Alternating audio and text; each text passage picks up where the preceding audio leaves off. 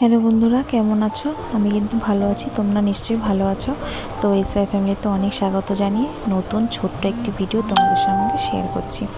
তো এটা হচ্ছে কি কালী পুজোর আগের দিন আমাদের পাড়ায়, মানে বাপের বাড়ির পাড়ায় ক্লাবে এসে বসে আছি।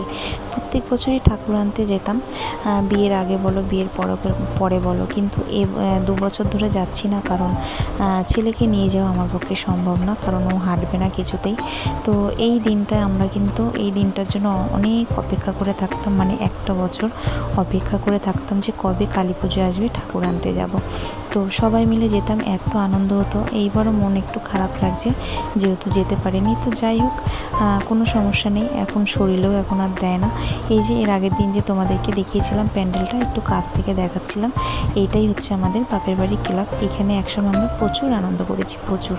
তো সেটাই আর কি তোমাদের সঙ্গে একটু শেয়ার করছি ছোট্ট একটি ভিডিওর মাধ্যমে। আর ওদিকে আমার ছেলে একটু দুষ্টুমি করছে, বাইরে হেঁটে চলে বেড়াচ্ছে।